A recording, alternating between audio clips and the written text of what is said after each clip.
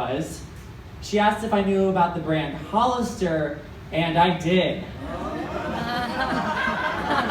For those who don't know, Hollister is a California-centric clothing brand. Think ripped jeans and fleece sweatshirts. The logo is a seagull.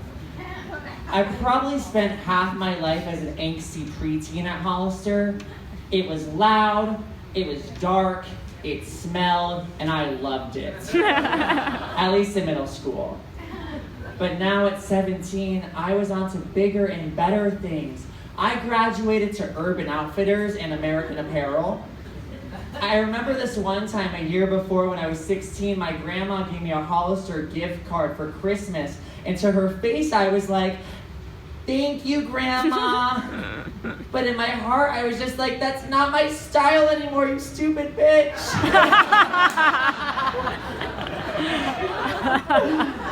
But getting back to the story, have you guys seen the people who work at Hollister? They're gorgeous. And she thought I was gorgeous and that I should be working on the floor. I thought that this would be an amazing platform to start my acting/modeling career. Cut to me, I'm at home applying online and I see this question, model or staff? To me, the models were those guys that stand outside shirtless and attract large crowds of Chinese tourists or horny preteens. It's just not my scene. So I click staff, apply online, and call it a night. First day on the job, I'm in this break room. It's this gray shell of a room, screams anything other than Cali vibes, except for the Jax mannequin that's blaring from the store into the break room. I'm watching this employee handbook video thing about how to accuse someone of stealing without actually accusing them. And then after that ends, I'm led not to the sales floor, but to the stock room. And in my heart, I'm like, what? Or in Hollister speak, what?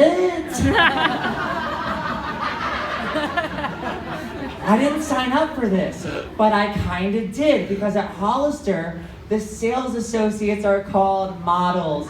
And I wasn't a model. I was a staff person by choice, and this sucked. I then met my teammate, a 4'11" Mexican woman who spoke zero English and who was hyper-focused at her job, which made her stiff competition. To be honest, I blocked most of the job out of my mind. I more remember bits and pieces, like how my manager looked like a human condom. like he had no eyebrows. But of course he's on the floor and I'm in the back, so I'm like, the world just thinks he's more attractive than me. Like here's me and here's human condom. That's the game of life, everybody. One moment of reprieve. Days later, I'm in the stockroom, I'm talking to this really pretty sales associate. Paranormal Activity, that horror film had just come out. It was doing really well and she asked if I had seen it. And I said I hadn't.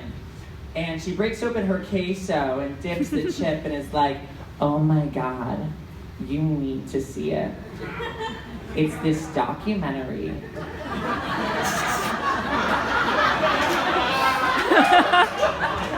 About two real-life people, and they move into this house and they're taping their lives, and the house is haunted. And I'm like, she can't be serious, but she eats her cheesy chip and continues. I can't even get to the end. Like, I saw the ending, and I just ran right out of the theater and just threw up all over myself. I looked at her, I looked at the queso, and knew that that was my last day at Hollister.